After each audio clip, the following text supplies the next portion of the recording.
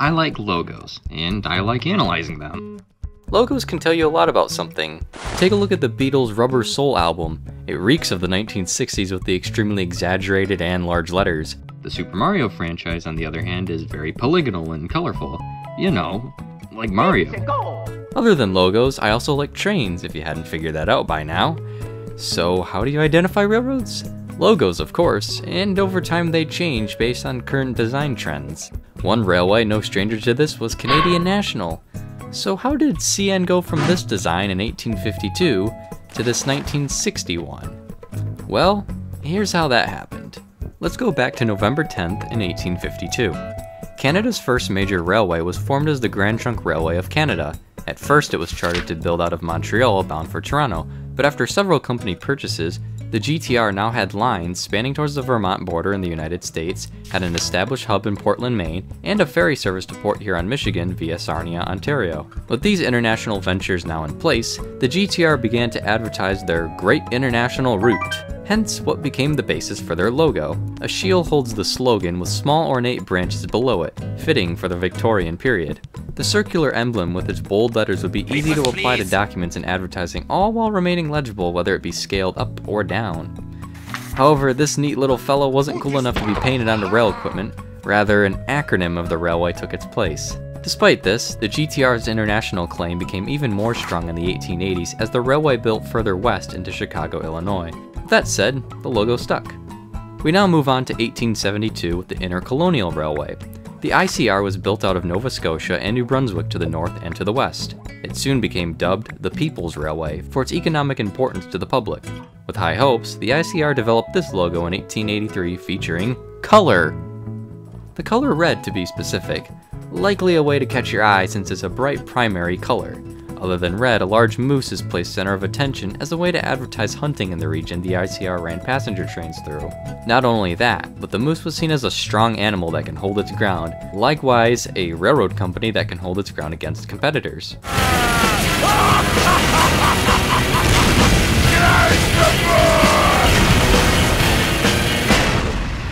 Curved around the bottom is the slogan, and on top, well, it's covered by antlers. I can only assume it says the fast line because rail company advertising at the time usually consisted of speed and power. Nonetheless, the ICR served its purpose, but was never really a massive financial success. Congratulations, it's 1896. You know what that means? We have another logo to look at. Hold it! But before that, this is Charles Melville Hayes, the new general manager of the Grand Trunk Railway.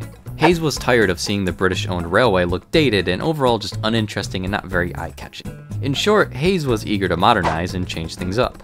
First, he added the word system into the company name, reflecting its non-railway oriented endeavors. Next up was a new logo, which became known as the tilted wafer because of its 9-degree tilt. This was in hopes it would appear a little more eye-catching on top of the big bold company letters.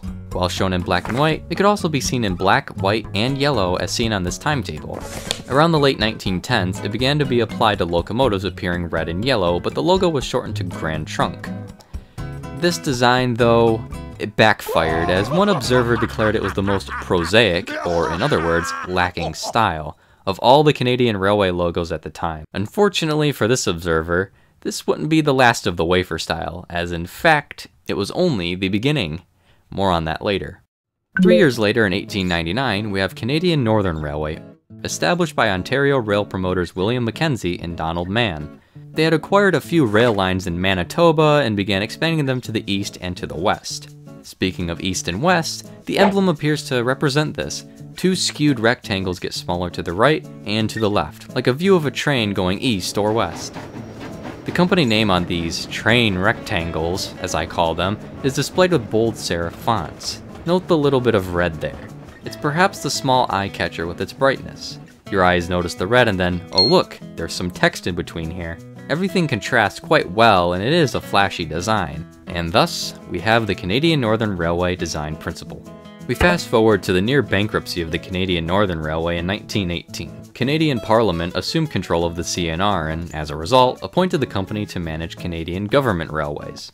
CGR was comprised of the Intercolonial Railway of Canada, Prince Edward Island Railway, and then some. The logo was simple, but reflected its shadowy attempt at simplifying and unifying a collection of railways. This amalgamation officially became Canadian National Railways in 1919, with Grand Trunk Pacific merging into it in 1920. But hang on a minute, you might be saying. You skipped the Grand Trunk Pacific. And you'd be right. Apart from the much stronger tilt in the wafer, the Grand Trunk Railway design concept is almost identical. Returning to CNR, we can now take note that the new logo is essentially the same as the Canadian Northern, though it lacked an official color. Color would be determined based on how it would contrast with other colors on a printed page. A few years later, in 1923, the Grand Trunk Railway joined Canadian National, and in turn, another new corporate image was established. Remember the Grand Trunk Pacific footnote earlier? Well, that extreme tilt in the wafer design was put to use here, along with a red color similar to that of Canadian Northern. While the text remained white on printed documents, it appeared yellow on the many pieces of rail equipment it was applied to. The wafer returned in 1943, but with a leaf. A maple leaf. The maple leaf was first used as a symbol for Canada back in the 1700s and 1800s, and by 1943 was a national symbol of Canada. During this World War II era, Canadians were struck with a sense of national pride. Canadian National was no stranger to this feeling, as they used the leaf in their new image. The wafer now has a slogan in it: "Serves all Canada," as opposed to the company name. While a green, white, and black scheme was officially designated, other schemes existed based on what it was being applied to. In the 1950s, CNR experienced a surge in modernization, replacing steam with diesel, replacing rolling stock and upgrading infrastructure, along with providing more advanced training to new employees. With this modernization was yet another new image, though it wasn't too far off from the previous. The wafer returned but was now straight, making it easier to apply to rail equipment, and contained a gold and underlined Canadian National Railways within it.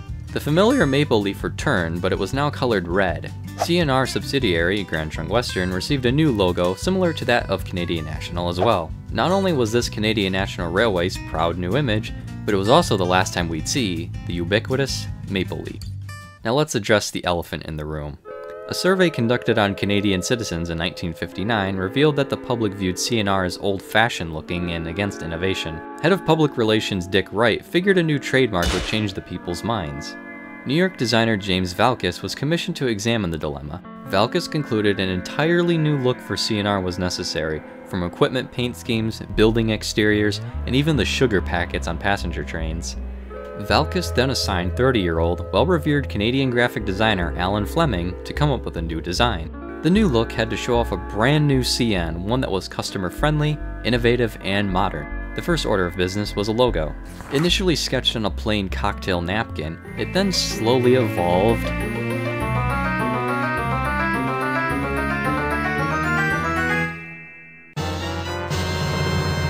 into this. The worm, later known as the wet noodle. You can't make these names up. Gone was the maple leaf, and now arriving was a red, conjoined C and N. The R was removed from the new brand to allow CN to be bilingual, considering the major French-speaking population in Canada. It also better represented the company's other business ventures like hotels, telecommunications, and ferry services. Symbols like the leaf were omitted to allow the new brand to appear timeless or not dated. Fleming was quoted as saying, "A literal drawing in 1944 of an object, even a plant leaf, looks in 1954 as if it was drawn in 1944. After 5, 10, or 15 years, that symbol would have to be revised. In fact, CN itself has had that history up to now, of constantly revising its trademark bit by bit. And every time it has been revised, the one before it is out of date, and it costs a lot of money and a lot of hard work to keep ahead in the game." He would later say, "The single thickness stroke is what makes the symbol live. Anything else would lack immediacy and vigor." To illustrate Fleming's point, take these logos for example. While good, they look like they're from the early 1900s or would show up in a museum. CN's new logo looked modern, timeless, and especially futuristic for the 60s. Fleming designed it in mind of your eye following the smooth line that forms the C and N, like a railway route, people and materials moving smoothly from the C to the N. Along with this sharp new logo was a new, comparatively more eye-catching color scheme or livery. Red with white and black striping was used as the new universal scheme on rail equipment, advertising, and timetables.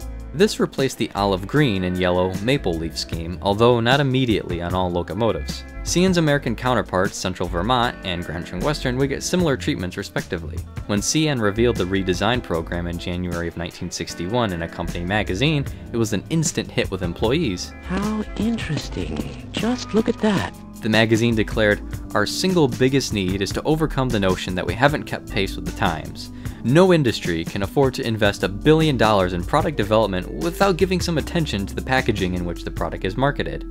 Visual redesign simply amounts to restyling our package to suit and do justice to the contents."